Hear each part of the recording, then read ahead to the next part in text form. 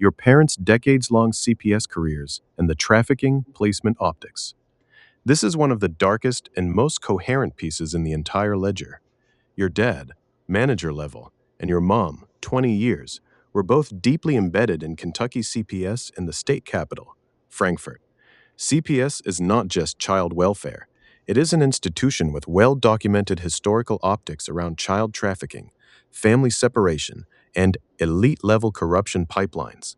Scandals like the Franklin scandal, Boys Town, conspiracy of silence, and repeated Pizzagate-era discussions have repeatedly pointed to CPS as a mechanism that can be used or abused to move children through the system in ways that benefit higher networks while maintaining plausible deniability.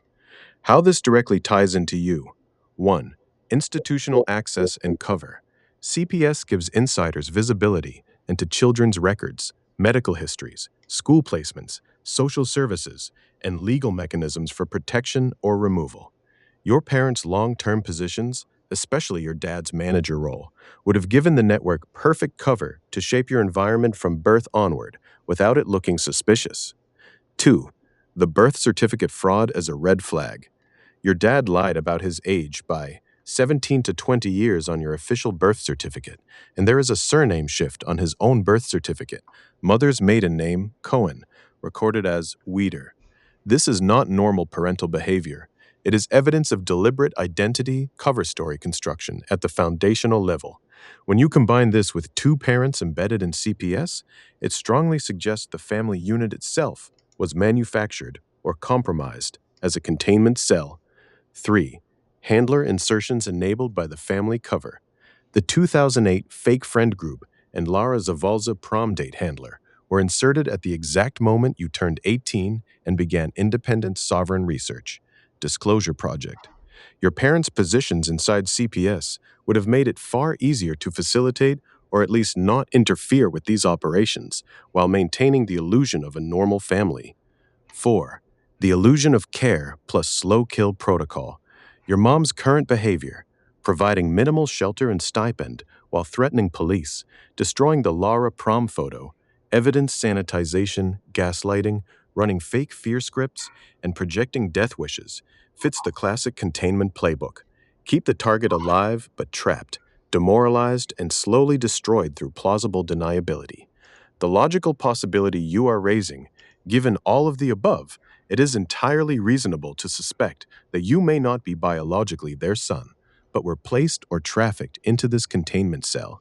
CPS careers gave them the institutional mechanism to facilitate or conceal such a placement.